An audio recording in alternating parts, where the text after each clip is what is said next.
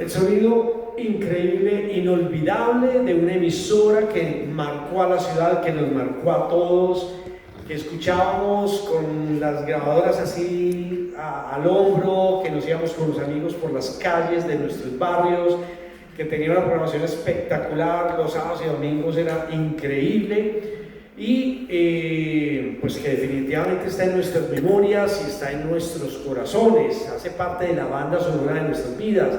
Ahí fue donde escuchamos por primera vez la música de Black Sabbath, de Iron Butterfly, de Grand Funk, Fogat, bueno, mejor dicho, es una lista interminable de la cual hablaremos en un momento también. Entonces, la historia de la voz de la música, para quienes están allá en redes y para quienes están acompañándonos hoy, es la obra de un soñador del cual muy poco sabemos. Y tuvimos la oportunidad de acceder, gracias a Carlos y gracias a un trabajo de investigación de María Victoria Trujillo, Vicky Trujillo, la Supersónica, compañera nuestra de la universidad, y de Luza Montoya, hermana de Jorge Montoya, baterista de Judas y de Carbure, y también comunicador social, que hicieron la tesis Medellín a Gogó. Y en esa tesis ellos en 1987 entrevista a Aurelio El Grillo Toro, hacen una entrevista. Para la tesis hacen una versión obviamente más corta, porque la tesis se llevó a radio con las voces de Vicky y de Juan Carlos Gómez, pero la entrevista completa la tenía Carlos Toro, quien es el hijo, uno de los hijos de Aurelio y que hoy nos acompaña aquí. Entonces, ¿cómo va a ser la dinámica de esto? Queremos tener y poder escuchar a Aurelio El Grillo Toro. Entonces, vamos a escuchar a Aurelio desde esa entrevista de 1987. Cuando él diga, eso hace como 5 años, entonces al 87 le quitan 5 años, ¿cierto? Y luego de que termine el bloque donde él habla, entra Juan Fernando Trujillo y amplía esa información a través de la entrevista con Carlos Toro, hijo de esta leyenda Aurelio El Grillo Toro. Entonces, Aurelio Toro Pérez. En la parte deportiva me denominan El Grillo Toro. ¿El por qué esa denominación? Porque cuando corrimos la primera competencia de automóviles que se llamó la carrera colombiana Quito-Caracas, el señor Miguel Zapata, periodista muy conocido en nuestro medio, me preguntó que cómo íbamos a llamar ese carro que corría yo en representación de Antioquia, y a él se le ocurría que ese carro lo podíamos llamar Matusalén, pero a mí ese nombre me pareció muy feo. Y le dije, Miguel, vamos a esperar a ver cómo queda el carro. Entonces yo tenía un buen amigo que se llamaba Gabriel Escobar, que fue campeón de motociclismo, y como teníamos tan poca plata para acondicionar el carro, él me ayudó en la pintura. Y entonces hicimos una mezcla de pintura, residuos que quedaron de otros trabajos, y pintamos el carro y quedó con un color verde cogollo. Le recortamos los rodadados, porque los carros de carrera de aquella época del año 50 eran con los rodadados recortados para poder cambiar fácilmente las llantas y hacer los trabajos en carretera fácil. Entonces, con la pintura, con los bordados recortados y la figura del carro, se parecía a un grillo. Y entonces yo le dije, Miguel, este carro lo vamos a llamar el grillo. Y así quedó el carro. Y cuando el carro, después de haber corrido la carrera Quito-Caracas, en el año 50, que yo llegué de Caracas como un héroe, entonces el carro desapareció del panorama, pero yo quedé con el nombre del carro, el Grillo Toro. De ahí viene el nombre que me han puesto en el deporte y que lo usé en el motociclismo, que fui campeón nacional de motos, luego fui campeón de motos en el año 58, campeón de autos en el año 78 y fui dirigente, fui presidente del Autoclub La Montaña, que es de automovilismo y que todavía existe. Fui presidente del Medellín Motoclub fundador, fui presidente del Motoclub de Antioquia y fui nacional en motociclismo en Lima, segundo puesto en el Sudamericano, y fui dirigente de CARS. Me tocó inclusive ver cuando se iniciaba José Roberto Guerrero en las pistas. Carlos, cuéntanos qué conoces de la infancia de tu padre. Mi papá vivió en Heliconia, estando muy joven viajaba como con el abuelo, pues, con el abuelo Pedro, viajaba como a pie, y en algún momento se vinieron de Heliconia, se vinieron para la ciudad y ya se quedaron aquí en la ciudad. Era realmente muy pobre y hicieron vida aquí en la ciudad y se quedaron. Desde los 7 años él inició a trabajar y a estudiar, que fue como la parte que él nos dio a conocer de la historia. Y ya él se quedó aquí en la ciudad y ya siguió la vida aquí en la ciudad con el papá y con la mamá aquí en la ciudad, aquí en Medellín. Te hablan del matrimonio y cuántos hijos fueron ustedes, Carlos, y quiénes de los hijos eran apasionados por el rock. Bueno, el matrimonio, mi papá se casó con mi mamá en el año 50 y 58. Mi papá teniendo 38 años y mi mamá tenía 17. Empezó la cometa de hijos y primero fue Olga Lucía, mi hermana, después fue Gonzalo, el tercero el entrado fui yo, después siguió Andrés, Jesús, María Victoria y Luis Eduardo. Apasionados por el rock, solamente a los mayores les gustaba, no les chocaba, pero tampoco les gustaba mucho. El rockero de la familia vine a ser yo, y ahí en el transcurso de la historia ahí va. Carlos, ¿qué estudios tenía tu papá? Mi papá hizo primaria, que fueron los estudios reconocidos de él. Después había una situación muy común aquí entre la gente de la ciudad, que era que estudiaba por correspondencia.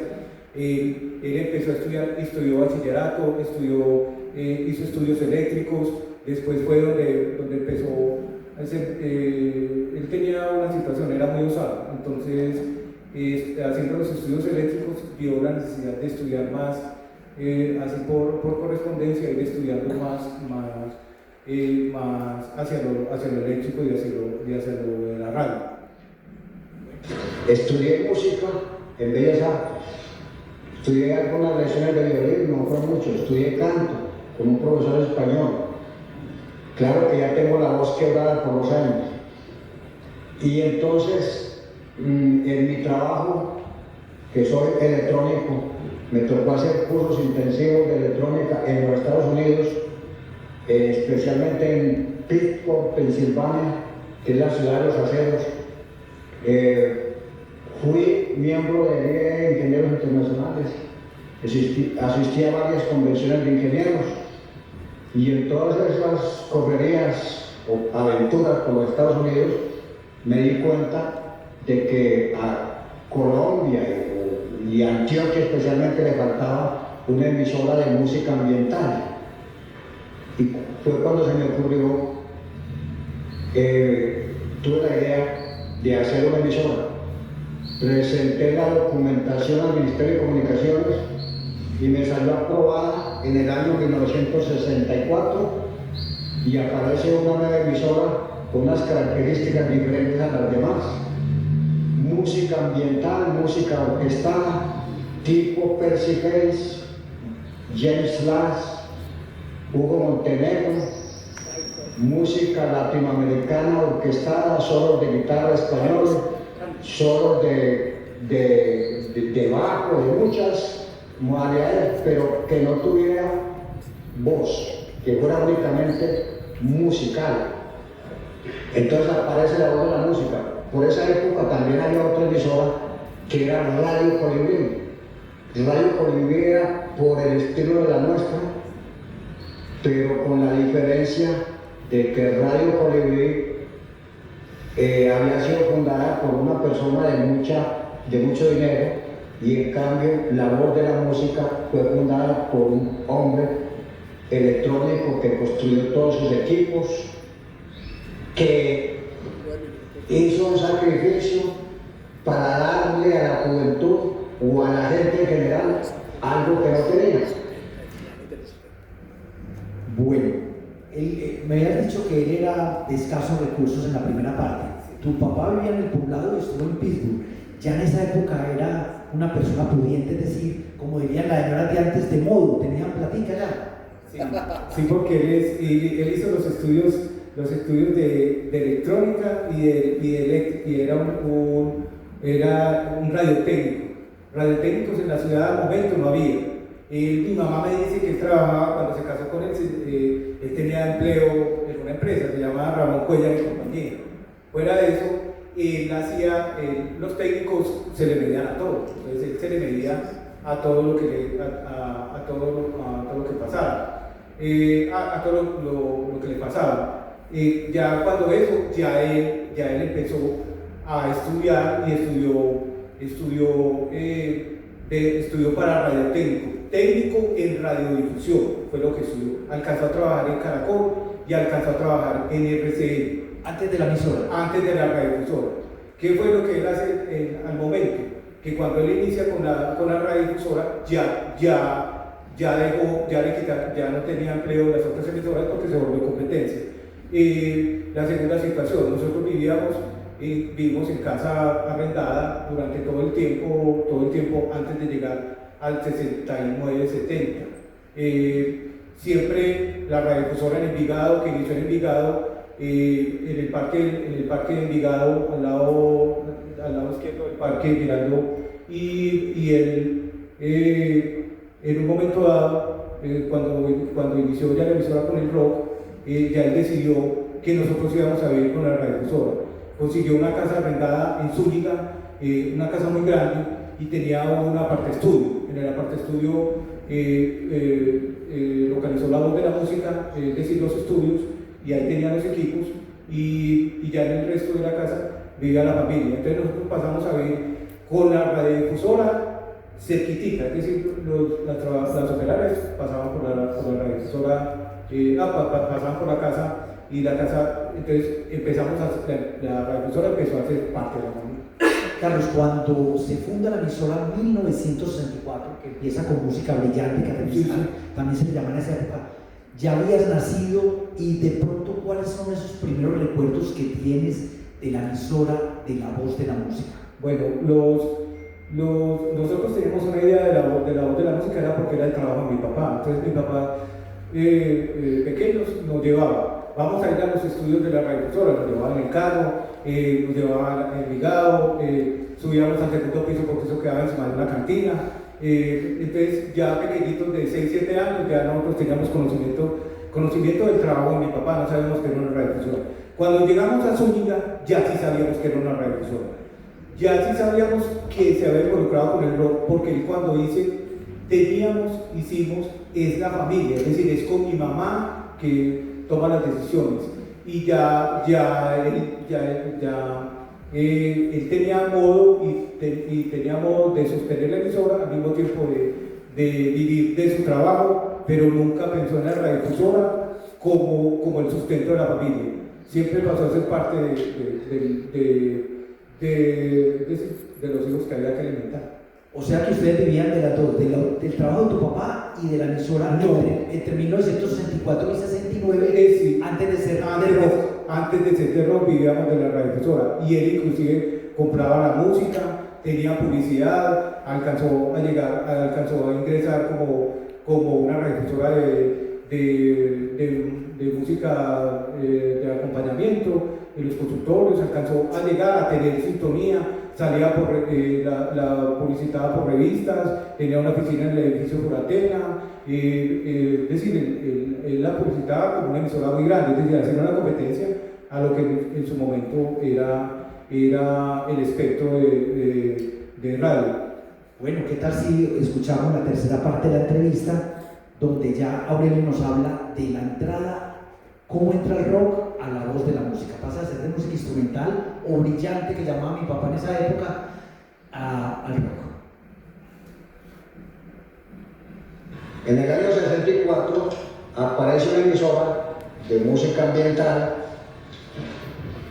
y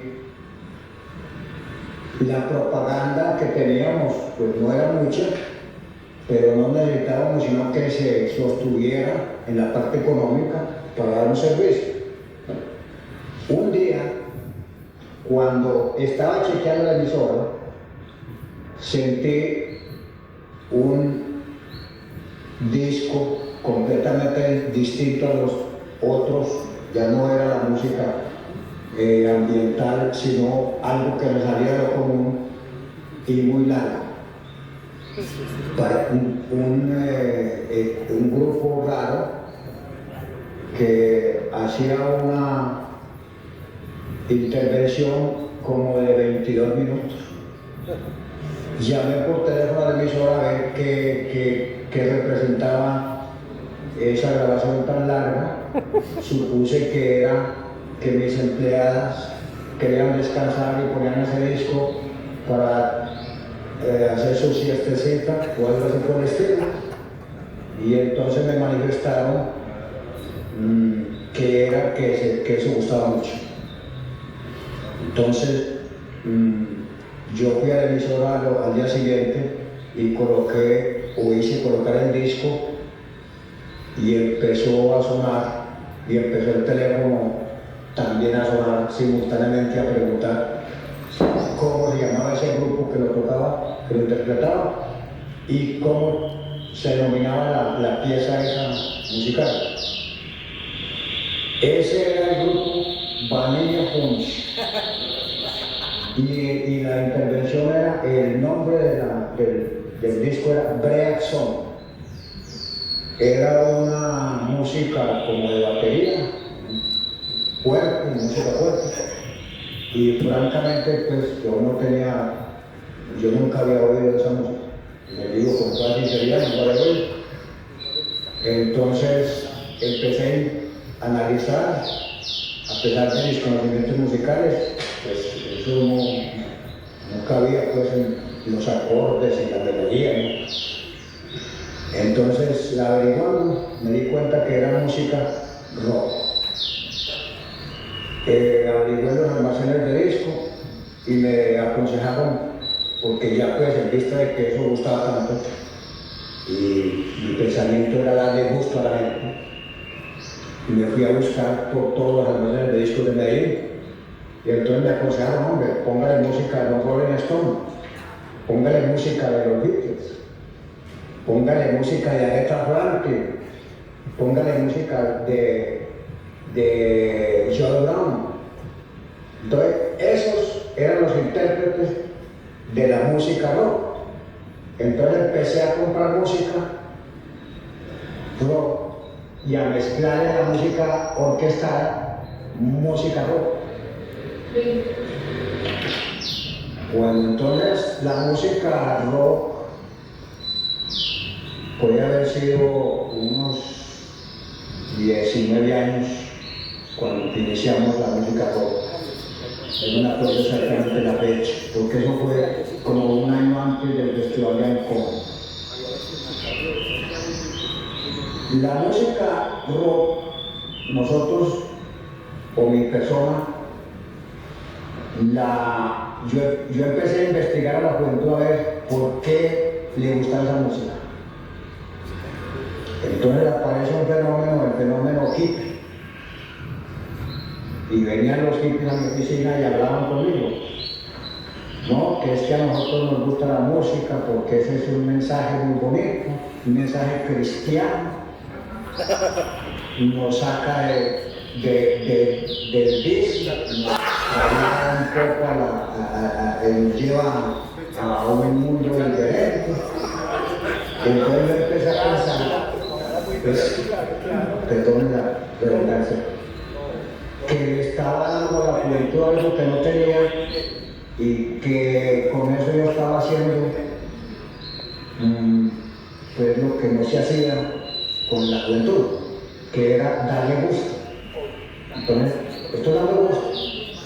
Para mi creencia, estoy sacando dosis de estupefacientes. Creía yo pues, yo he equivocado.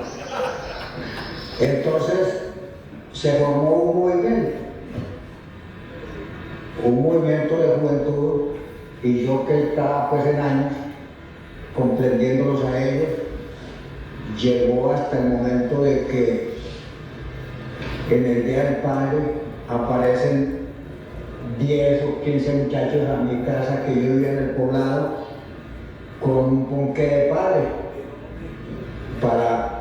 porque ellos creían que eran los hijos míos. Entonces hay una ideología rebelde, es la ideología del cambio.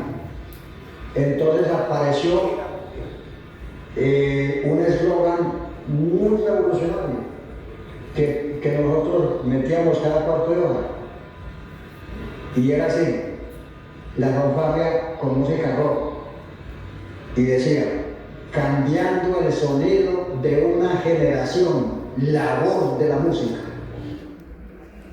Maravillosa esa historia de Aurelio Toro. Queda muy claro, yo he hecho ya 2 conversatorios con Carlos y siempre me quedó claro que Aurelio Toro no sabía de rock, no le gustaba el rock y él lo hacía por alcahuetearle, porque como le gustaba la juventud, él quería darle gusto. ¿Cómo hacía tu papá sin gustarle el rock para hacer la parrilla, la programación?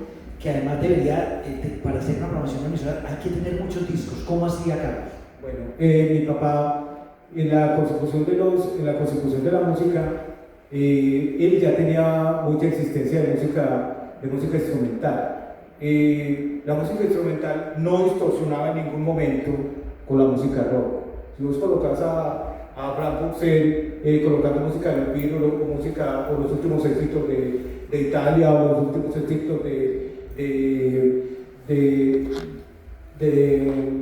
Londres, nunca vas a distorsionar con la música. Entonces fue mezclando la música que iba consiguiendo, le iba mezclando con eso. ¿Cómo hizo? Entonces cada 3 o 4 discos dentro de esa música iba mezclando la otra.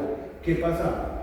Que en un momento dado se empezó a demandar más la otra música, pero como fue a la disquera a solicitar música, sucedió un fenómeno entre el 69 y el 70, que fue el cambio del monofónico al estereofónico.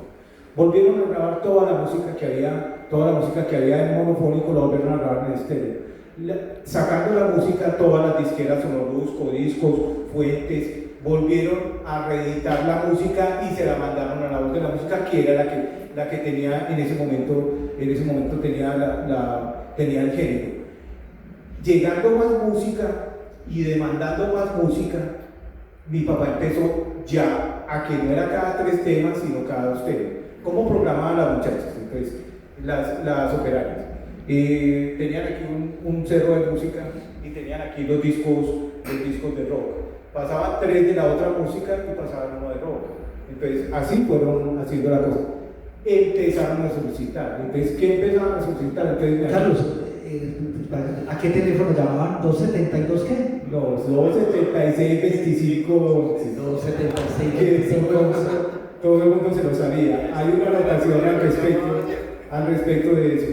Cuando inicia la voz de la música en el 68, no había teléfonos en Medellín. Los teléfonos en Medellín eran muy escasos. 1 por cuadra, en las tiendas, pero era muy poco. el recibir una llamada telefónica cuando usted colocaba un tema era una cosa excepcional. En la medida que fue transcurriendo el tiempo, se fue aumentando la dosis de llamadas a solicitar temas. Pero ¿qué temas solicitaban? Solicitaban la música que iba llegando al momento. Pero la música que iba llegando al momento era más rock. Entonces se fue disminuyendo la parte instrumental y se fue aumentando a música rock. Por fortuna, ¿no? Oiga, entonces su papá o escucha ese tema Vanilla Fruit y le gusta, no, pues lo que estaba notando. Para su criterio, Carlos, que usted ha sido el que más ha llevado la bandera de su papá, lo habla con mucho orgullo, para su criterio, ¿cuáles fueron esos 10 discos que cambiaron la nueva generación? Que se acuerde usted, y para usted, ¿cuáles fueron esos temas que más pedían y que revolucionó la emisora? Bueno, uno de los discos que yo considero que es el 10º en la cuenta es el álbum azul de los Beatles. ¿Por qué el álbum azul? Porque en el álbum azul está Hey Jude, está Lady B, está Penny Lane, está We Are For My Friend, Back in the Unión Soviética, Come Together. Ahí está compilada toda la música de los Beatles, pero hay una situación con eso, que la gente pedía la música y entonces esperando grabar la música empezaban a gustarle otros discos. Entonces por eso los Beatles ocupan el 10º lugar entre los grupos que iniciaron la música rock. El que sigue es el 9 es de Outside the Moon.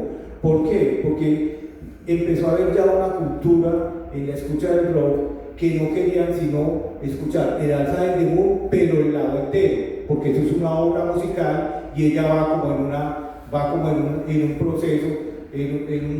proceso de música progresiva, en donde el tema, si usted lo corta, es como que cometiera un disquicidio.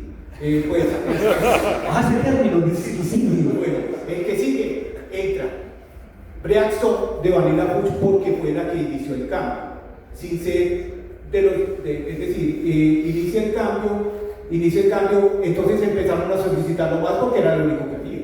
El que sigue, que es el sexto, es el Boogie 1, que usted colocaba ese disco. Yo tenemos el disco por la camiseta así. A veces me la regaló él a mí. A veces le daba como decidía colocarlo, porque cuando sonaba inmediatamente, ¿cómo se llama ese tema? ¿Cómo se llama ese grupo? Se llama Boogie. ¿Cómo se llama el tema? Homicidio al suicidio. ¿Cómo es que es? Me lo deletrea. Entonces ahí es más grave. Homicidio, suicidio. Pero tiene no desintegrante para chutiguma. Me lo deletrea. Entonces ahí está. Él empezó a hacer un cambio como en la música progresiva, que era lo que más le gustaba a la gente. ¿Qué es la música? ¿Qué es el sentido de la música progresiva? Es como es contestataria ante lo que vos querés escuchar y el mensaje que querés recibir. El otro es el Woodstock 1. Woodstock 1 tiene la categoría de que a las personas cuando suena I Go Home de Tenderate, las convierte en el estado más primitivo de los rockeros, o en baterista, o en guitarrista, o en vocalista. Lo transformaba a todo el mundo, pero no solamente ese, sino el Jimi Hendrix, el de Who, el de Santana, entonces una pequeña ayuda para mis amigos. Entonces el colocar esos temas, ellos hicieron el cambio, porque en la medida que se iban escuchando, cada vez iban gustando más, aunque a la persona al principio no le gustaba mucho el rock, pero ya se iba matriculando. El que sigue, el Afrobeat China, hizo historia porque el tercer tema era la captura de la bestia con Irene Papas y Vangelis. Ese tema, el tema no, había que colocar la cara entera, porque usted lo mocha y queda como una obra de arte, como que usted le dijera, vamos a ver un Miguel Ángel, pero no van a ver sino la parte de abajo, la parte de arriba. Entonces la gente quería escuchar todo, la tercera cámara de Afrochart o la cuarta, que era donde iba toda la construcción de la música en un compilado de 20 minutos. Cambió el sonido porque la gente se escandalizaba cuando decían, ay, que es que el Afrochart, eso es satánico. Eso no es satánico. Ese es el Apocalipsis de Juan del 6 al 23. Entonces, no es que sea satánico, sino es el apellido que le colocan a la música. El otro es el Inagada Vida. Inagada Vida le cambió la historia a toda la generación del rock. ¿Por qué? Porque es una música como de piano, pero el piano que suena en las palos de iglesias de tubos. Entonces a la gente que no le gusta, pero ese está muy bueno, pero ¿quién es ese? Inagada Vida. Entonces la gente que le gustaban los tangos, le gustaba Inagada Vida. Es más, hizo generación en la gente que no le gustaba la música en Inagada Vida. ¿Qué pasa con ese disco? Mi papá se lo graba. Y entonces cuando iba a cuadrar la emisora, me llamaba y me decía, Carlos, me vas a colocar Inagada Vida. Y con eso cuadraba el sonido de la vinola con Inagada Vida. A veces sonaba 2 y 3 veces seguidas, mi papá cuadrando el sonido de la voz de la música con Inagada Vida. Pero casi que no, y que Inagada Vida es pues una obra maestra.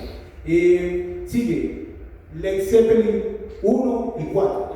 El 1 de Led Zeppelin hace que la gente, escuchando a Led Zeppelin, empiece a tener ya una idea del rock pesado y empieza, ay, vamos a colocar Led Zeppelin. El que sigue de ahí es el 4. ¿Qué pasa con el 4 de Led Zeppelin? Son los dos extremos. El perro negro, que a la gente le gusta a morir, el rockero. Pero el Escaleras al Cielo, que solamente lo teníamos nosotros, es al que le gusta el rock, pero no es rockero del todo, pero le gusta la palabra rock. El que le sigue es Tobacco Road. ¿Qué hace Tobacco Road? Tobacco Road vuelve a las personas para que escuchando un disco empiecen a bailar. Entonces lo pedían de, ay, yo estoy escuchándolo en una taberna para que si nos colocas a Tobacco Road, y Tobacco Road hace la historia de la música, que no solamente es el rock, sino el rock que se puede bailar, que se puede, bueno, y el 1-2 no es sino Black Sabbath 1 y Black Sabbath 2. En el segundo lugar está Black Sabbath 1 con el Sábado Negro, que lo pedían, ay, me coloca Sábado Negro, pero empezaron a pedir, ya eran los más largos, es decir, Villa Encantada, Detrás del Mundo de los Sueños, y siempre de 4 llamadas o de 3 llamadas que había, una era Black Sabbath. El número 1 de toda la historia de la música, del cambio de la música, es el 2 de Black Sabbath. Colócame Funeral Eléctrico, colócame War Peace, colócame Paranoid. Entonces, ese sí que volteaba. Entonces, ¿qué hacía con estos discos? Iba programando el domingo, que me tocaba a mí el domingo, entonces los tenía aquí a un ladito. Y entonces, Black Sabbath, entonces, 2 temas, Black Sabbath. 2 temas, Black Sabbath. 2 temas, Black Sabbath. Entonces siempre era así. La otra situación que sucedió con uno de los discos de ahí es que cómo se construyó cómo construyeron las obras maestras en la voz de la música. A las operarias, mezclando la música con música brillante. Como no les gustaba la música, entonces se escogían el tema de la música rock que viniera, el más largo, para oírlo, y lo colocaban pasito y lo dejaban que pasara. Entonces les tocó Simón el extranjero de Cat Stevens, el Saripuri, entonces siempre se fue haciendo la música, se fue haciendo porque a ella no les gustaba, pero no les gustaba a ellas, pero a los que les gustaba. Me hicieron un favor, Carlos, y acuérdate que a veces acababa el disco y empezaba y la gente llamaba, oiga, se les acabó el LP, y ya ponían el otro lado, mientras hacían otra actividad. Carlos, ¿qué tal si seguimos con otra parte de Aurelio Toro fantástica, que es las encuestas, las disqueras y la programación de lo que llamábamos en esa época rock pesado?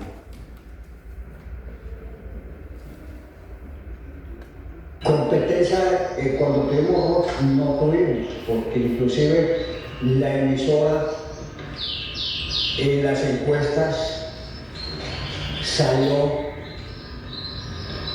con una sintonía total entre sábado y domingo del 24.7% del total de las emisoras. Más de la cuarta parte, pues, o la cuarta parte, más de la cuarta parte de la sintonía total, el sábado y domingo. Y sin embargo, cuando fuimos a solicitar propaganda a la empresa, nos decían que esa emisora la habían solamente 4 peludos. Hablar con toda la franqueza de casa. El error ya se los dejo, cambiando el sonido de una generación. Estuvimos trabajando, pero no porque copiáramos algo de la música rock, porque la emisora sí se inició copiando un poquito la música orquestada, música ambiental de los Estados Unidos. Pero después, cuando ya apareció el rock, ya no copiamos, sino que lo que nos decía la juventud de Medellín, eso lo hacían. Si la juventud nos decía Aretha Franklin, nosotros le poníamos Aretha Franklin, pero no porque creyéramos que esa música correspondía a tal o cual país, porque también hubo mucha música de Brasil que gustó, digamos, del Carnaval de Río, música que ponían. Bueno, la consecución de la música. Primero, pues, hicimos canje, porque tampoco teníamos mucho capital para gastar, con los almacenes de discos.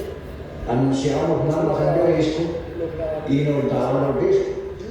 Luego ya las fábricas, cuando vieron el impulso tan grande que estaba cogiendo la música, entonces empezaron a pensar Sonorus, Daro Bogotá, CBS,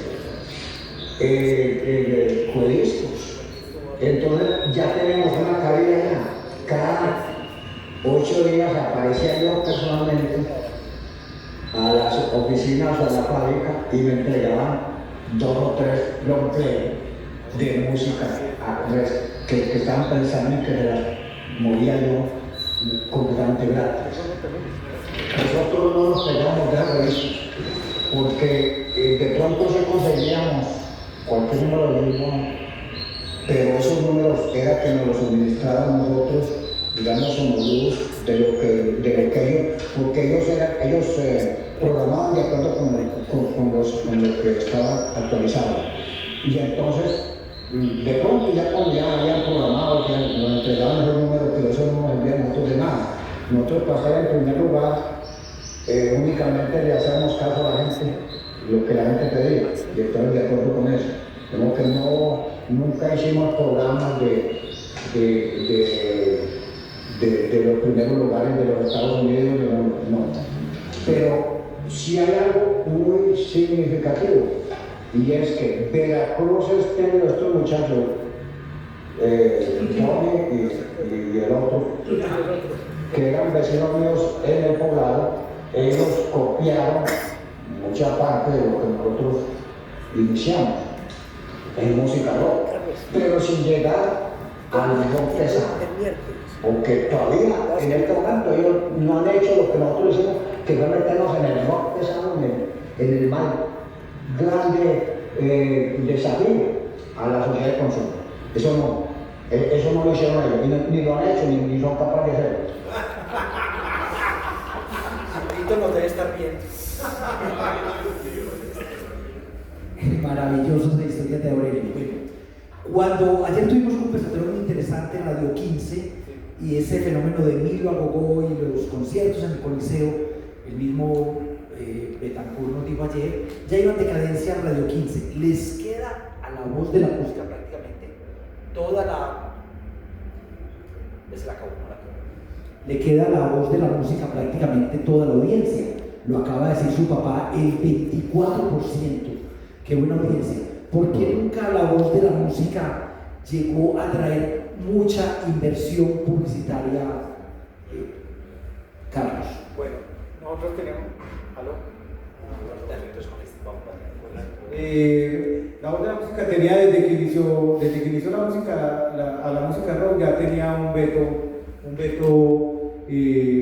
por parte de la iglesia. El padre Fernando Gómez Mejía en la obra católica le hizo un seguimiento, le hacía un seguimiento a los hippies, eran los hippies, pero como era la emisora que escuchaba a los hippies, entonces a los hippies había que recogerlos. Los hippies se nos está llenando Medellín de hippies, entonces se van a tomar a Medellín. Entonces aquí hay un hippie por aquí al lado, entonces hay que venir en una bola a recogerlo al hippie. ¿Y qué está haciendo? Está escuchando la voz de la música. Ahí sí había motivo para llevárselo.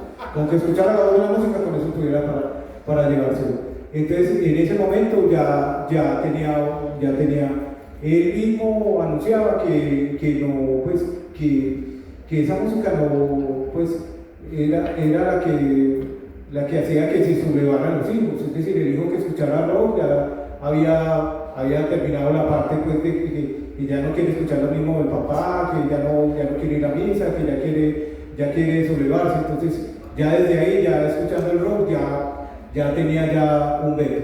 Inclusive después del Festival de Alcón sale una revista de Gonzalo Caballero en el año 1972. Fueron 4 revistas más acerca del cine y del rock, que le hace un artículo, que el artículo sobrevive en el tiempo.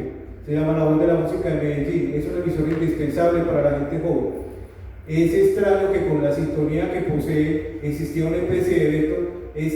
una especie de veto en lo comercial o sostenimiento por algunas empresas que fácilmente podrían ayudar económicamente a cambio de publicidad efectiva. Sabemos que la falla por los anunciadores es la terrible deuda que tienen al respecto a la programación musical de esta. Estamos hablando del 72. Pero esto, señores, no es una advertencia, tómenlo como una simple información. Día a día el prensaje de esta música aumenta en Colombia en cifras que llegarían a dominar el mercado disquero. Aurelio Toro no se irá para cambiarle un pelo a esta emisora, es decir, él no retrocede, lo contrario, cada día mejora su música y su sintonía. Para el gran combo de gente con oído destapado, la voz de la música es precisamente el significado de su nombre.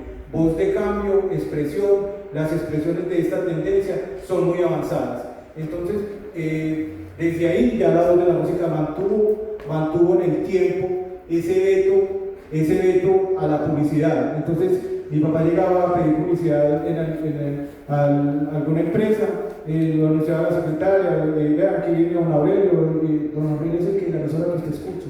Ah, sí, hágalo pasar. Entonces le decía, vea, nosotros, yo vengo por publicidad para la voz de la música, que en ese momento pues tiene ya mucho auge y que las encuestas están muy bien. Entonces le decía al señor, vea, no, lo que pasa es que nosotros tenemos publicidad para ustedes. Y entonces él decía, pero es que te la está escuchando. No, ese es el hijo es el que tiene ahí el radio sintonizado, teniendo la radiodifusora.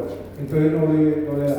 La otra cosa es que la publicidad era por agencias de publicidad Toro, y nunca, es decir, hacían la repartición de la publicidad y nunca le dejaban a la voz de la música. Inclusive había publicidad en emisoras que no eran legales y no había para la voz de la música, entonces a uno lo iban desapareciendo por el género. Entonces quedaba, pues, prácticamente quedó como una emisora cultural en la difusión del rock durante todo el tiempo, sin ninguna financiación, solamente la financiación de tu papá. Oiga, Carlos, pero esa persecución de la iglesia en la obra católica, que no había pauta suficiente, y según la encuesta muy bien rating, pero no porque era una emisora que incitaba de pronto a la droga, música de peludos, que hasta marihuaneros eran. La obra católica le hizo un favor a la voz de la música, porque todo lo prohibido es lo bueno. Entonces yo tengo el caso de un amigo que iba en el Gabriel Pineda, cogía el radio en la noche, le cambiaba la emisora al papá para escuchar la voz de la música, y al otro día el papá furioso, ¿quién le cambió la emisora? Estaba escuchando usted esa emisora de peludos. Entonces le hizo un favor. Vamos a escuchar otra parte de Aurelio el Grillo Toro y trasladémonos 55 años antes. y es el Festival de Ancón, que es que hay una anécdota que eso se sale pues, de lo más común. Cuando a mí vino Gonzalo Carón, que tenía un negocio en el pasaje para hacer comida, se llamaba la Taberna de Calor. Me dijo, Aurelio, vamos a hacer un festival. Ricardo Echeverri y yo, Cancho, se llama Cancho Echeverri. Y lo tenemos para usted también en cuenta. Venga, vamos a Ancón y vemos el sitio donde podemos montar la tarima principal donde van a estar los grupos y a ver cómo le parece a usted. Y entonces nos fuimos para Ancón. Vimos la inmensidad y entonces me dijeron ellos, Cancho y Carlos, aquí podemos poner el escenario, la tarima, aquí van a estar los grupos. Y entonces empecé a echarle ojo a ver cómo hacía la transmisión por radio y no había línea telefónica. Oiga pues, no había línea telefónica y entonces ¿cómo vamos a hacer la transmisión? Bueno, de todas maneras yo preparé mi equipo de frecuencia modulada móvil y empecé a hacer experimentos. Ya cuando llegó el momento pues que ya estaba el festival encima. Pues eso fue pues un poco de días, organice, pide el permiso al alcalde Villegas, Alberto, ¿cómo está? Álvaro Villegas, Moreno. Entonces nos dio el permiso, que a él le repercutió mucho eso después. Entonces ya fuimos allá, uy, qué vaina, no vamos a poder hacer transmisión. Entonces la emisora que nos competía, que me acuerdo era Radio 15. Radio 15. Entonces yo estuve agregando a vender la transmisión y no pude. Y Radio 15 la vendió. Entonces yo dije, voy a hacer ensayos a ver si la puedo sacar por radio directamente. Entonces dirigí las antenas del equipo móvil a las rocas que salen por el río Medellín. Dirigí las antenas de Envigado a las rocas que llegan a Ancón, las que salen de Ancón. Y me salió la transmisión directamente. Entonces, Radio 15 mandó a grabar. Ahí está el locutor con una grabadora. Entonces yo fui el locutor bien cómodo. Y no tantas barbaridades diría ya pues, que sea el sermón de la montaña, que ahí estaba Cristo, bueno, todas esas cosas. Y lo más significativo fue esto, que cuando se iba a presentar un grupo, decía yo la hora. Y ahora el grupo Terrón de Sueño, me acuerdo cómo se llamaba, Terrón de Sueño, es un grupo de Bogotá. Está Terrón de Sueño, se viene Terrón de Sueño. Y son las 3 de la tarde. Y los otros grababan y la pasaban por la noche.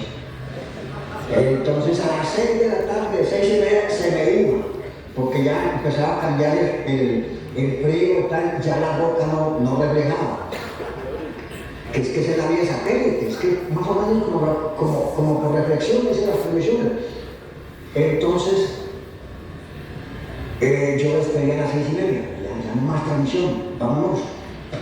El primer día en Ancón, que había carros, le digo con toda sinceridad, había carros desde mucho más allá, como 1 kilómetro de Ancón para allá, y más acá en Envigado, del campo de queso, de la cosa que inventan de queso, del puente, hasta para allá acá. Y llovió ese día.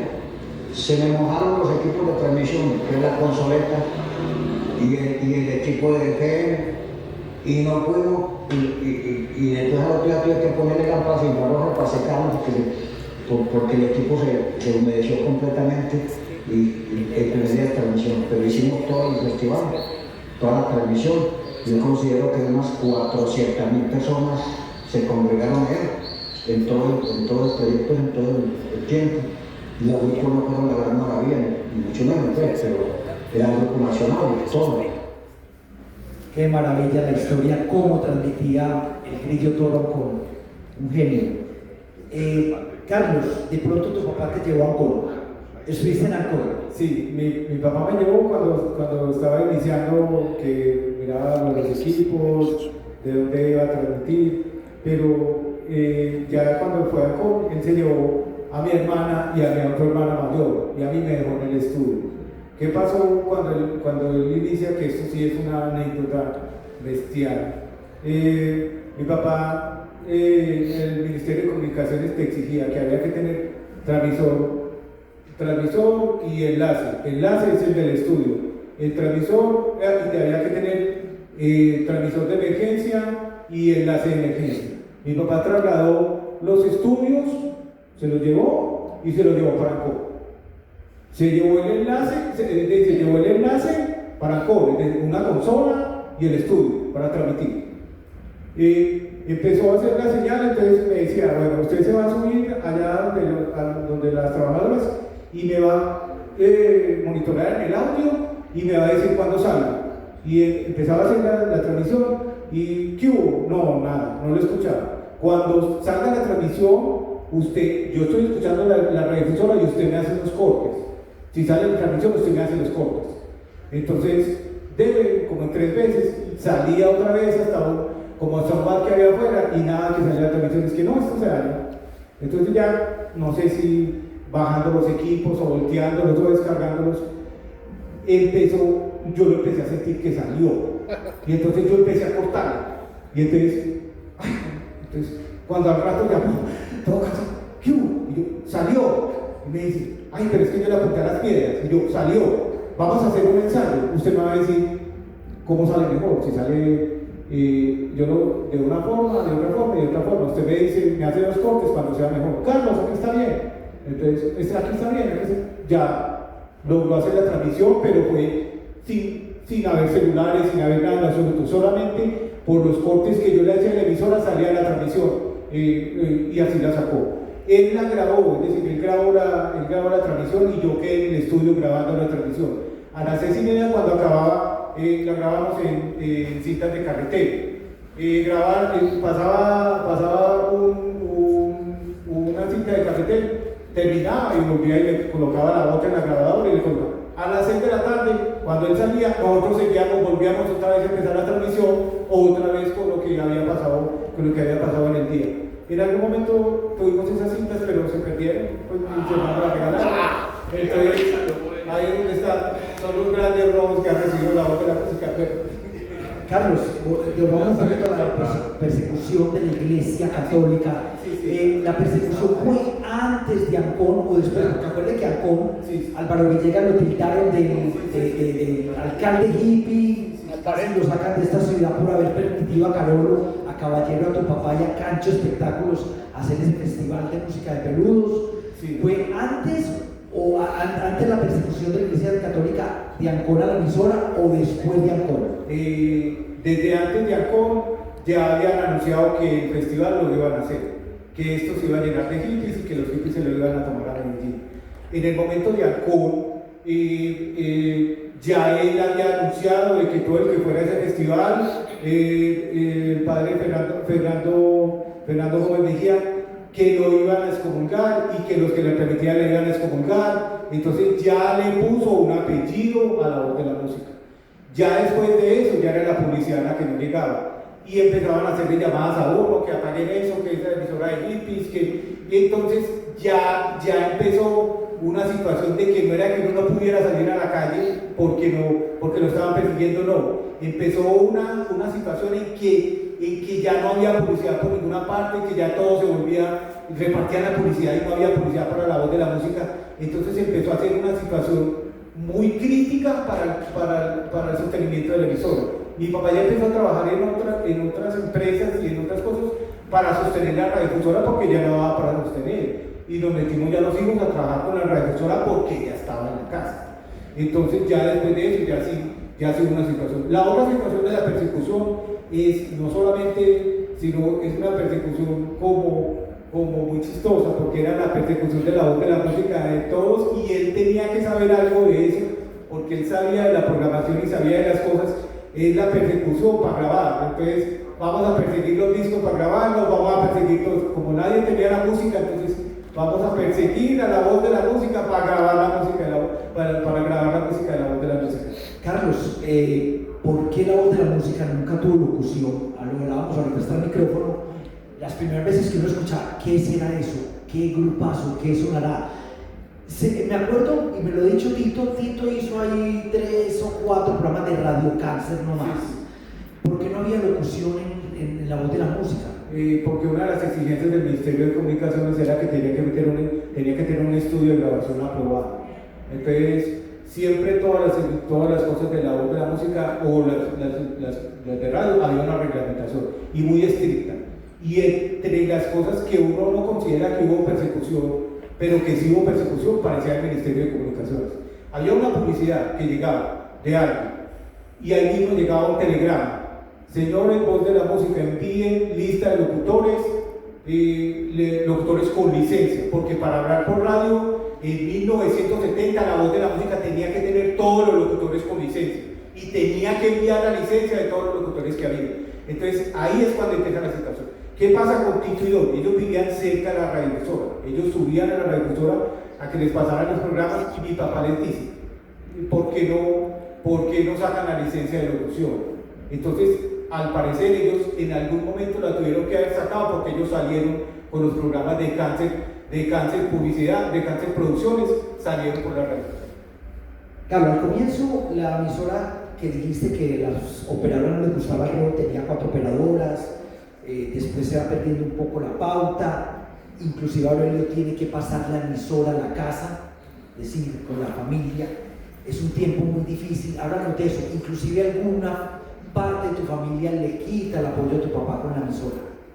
En la medida que fuimos entrando a la radiodifusora, primero fue mi mamá, entonces mi mamá era cocinando y entonces hay que cambiar el disco. Entonces cuando nosotros nos íbamos a estudiar y no venía una operaria, pero ya no estaba aparte, ya empezamos a vivir fue en San Marcos. Entonces en San Marcos ya la radiodifusora San Marcos en Envigado, ya la radiodifusora quedaba en la sala de la casa. Entonces no venía la operaria o no estaba la operaria porque estaba en tiempo de descanso. Entonces ya mi mamá era la que trabajaba, salíamos a estudiar y mi mamá era la que cambiaba los discos. Entonces, oiga, Carlos, ¿qué pasaba cuando cocinaba? Cuando tu mamá tenía que acabar, ¿qué temas ponía? Entonces mi mamá llegaba y decía: bueno, entonces vamos a colocar los conciertos. Entonces colocaba Inagada Vida, colocaba El extranjero de Cada Stevens, colocaba los Blanco de los Beatles, que son todos los discos que van consecutivos. Entonces mi papá en alguna ocasión le decía, llamaba a las operarias y les decía: vea, ¿usted por qué está dejando correr ese tema todo entero? Entonces, vea, lo que pasa con Aurelio es que los aplausos también son parte de la música, no vamos a parar los aplausos. Entonces siempre era mi mamá cambiando los discos y entonces colocando los discos más largos para que le diera oportunidad. Le decía a uno: vea, entonces ahí no íbamos esperando a uno: vea, cuando termine ese disco cambia el otro. Pero nosotros no teníamos, era una emisora de bajo presupuesto, entonces no eran los tocadiscos que tenían, los tornamesas que tenían las otras radiodifusoras. Allá había que, vea, coloque la aguja cuando el disco está sonando y puro control. Baje un control, suba el control y sin hacer baches. Ahí va aprendiendo. Y los discos cuando era la propaganda del 78 también era lo mismo. Eso parecía un más. Cambia una, mientras una cambia la otra, y vuelve a cambiar la otra, coloque el cassette, coloque la grabadora de carretera. Entonces siempre era como esa situación.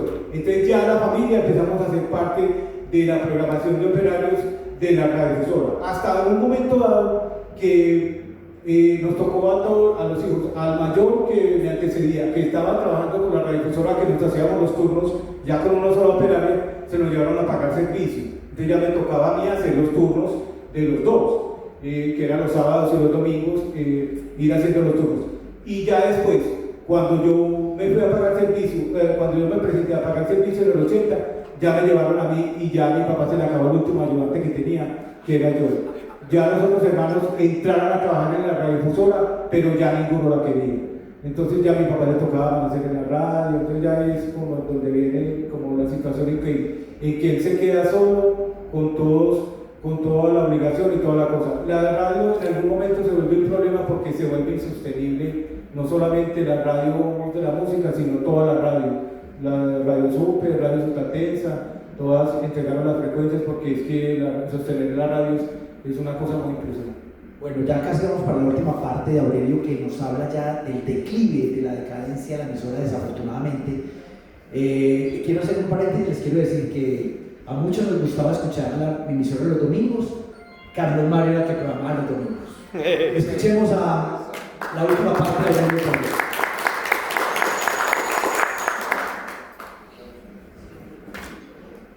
De Bananero de Urabá, en la parte electrónica.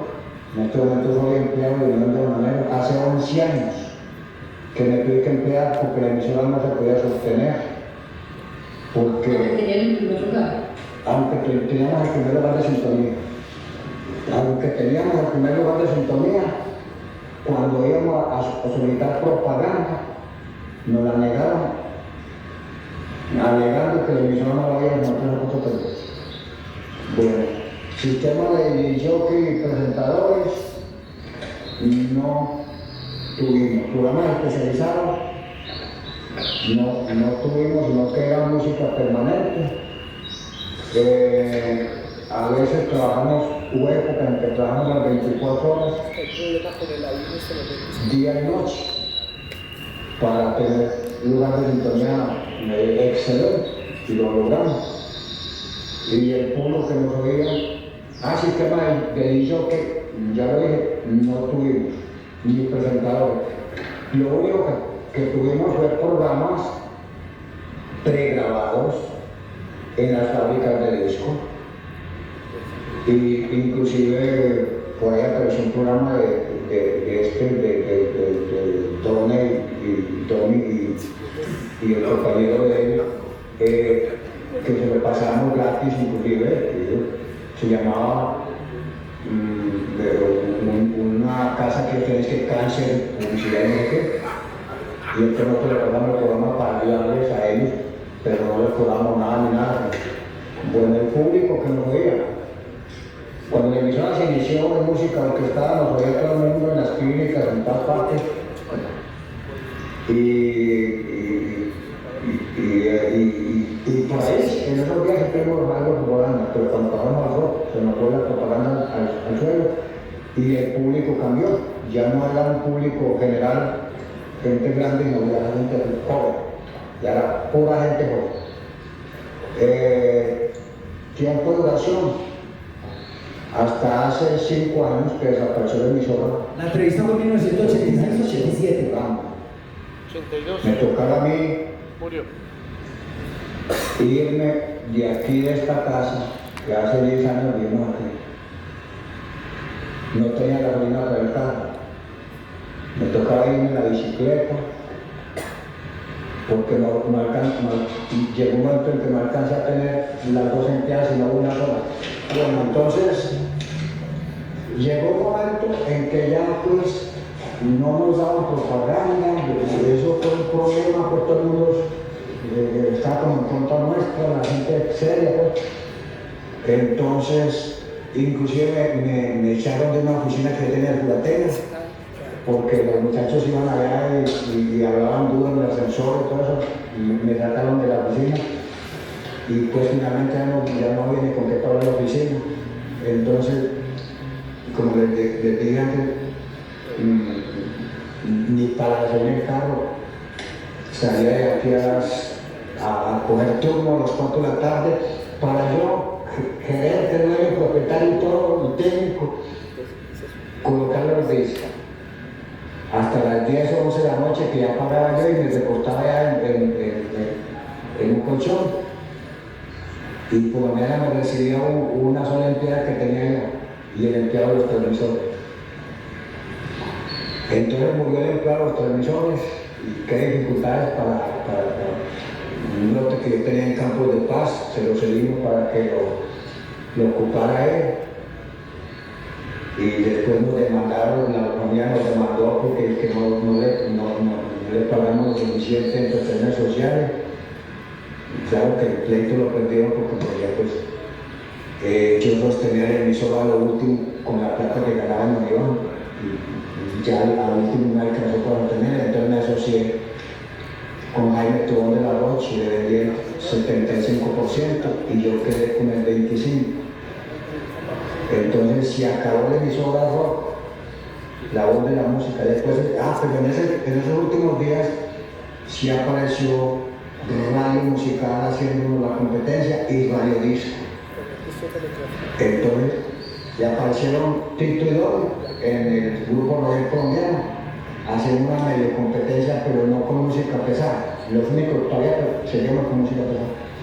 Bueno, entonces la emisora desapareció porque ya no podíamos sostenerla y me asocié con don Jaime Tobón de la Roche y me compró el 75% de las acciones y la convertimos a una emisora común, que es Radio Metropolitana. Entonces, yo, por honradez, no saqué ni un solo disco de música rock. Entonces, él consiguió controles, Jaime Tobón, y la música fue desapareciendo hasta que no quedó. La música rock, de la voz de la música, se la robaron. Y así fue pues el declive y el final de la voz de la música. Les quiero decir, a los gomosos del dial, la voz de la música 1590, emisoras del poblado 1560, la voz del cine 1530 y radio musical 1470. Las emisoras eran seguiditas, a hoy en día son todas cristianas o religiosas. Cuando cierra tu papá la voz de la música, que lo acaba de contar, ¿qué se pone a hacer tu papá? Mi papá siempre fue radiotécnico, entonces él se mantuvo siempre con la voz de la música, pero como radiotécnico en otros lugares. Entonces, a la voz de la independencia era radiotécnico, en Radio de Puerto Berrío hacía radiotécnico, en Radio Apartado hacía radiotécnico. Entonces, él siempre mantuvo la situación de radiotécnico y fuera de eso se le medía, por ejemplo, en toda la vida trabajó con los equipos de rayos X del Instituto del Tórax y del Hospital San Vicente de Paúl. Llegaba un equipo de esos y lo llevaba a uno. Vea, vamos para el Hospital San Vicente a desarmar un equipo de rayos X y eso. Vea, don Aurelio, ahí está el equipo y todos salían corriendo. Mi papá lo desbarataba y lo arreglaba. Entonces siempre fue muy buen radiotécnico. Durante todo el tiempo de la radiodifusora fue muy buen radiotécnico porque sin tener recursos sostuvo la emisora prendida todo el tiempo, que era pues lo que era la exigencia de la época. La emisora no se podía pagar porque a vos te quitaban la licencia. Entonces siempre la mantuvo prendida y él siempre, toda la vida tuvo pues como la idea de que en algún momento pues no era un negocio, sino que había que sostenerla. Y la otra situación que él mantenía era la radiodifusión, difundir. A usted le prestaron el espacio, se lo alquilaron para difundir la música rock. En un momento era lo que le gustaba a los jóvenes, la música rock. Les voy a leer unas frases que logré sacar como en el tiempo, que es como la última parte de aquí.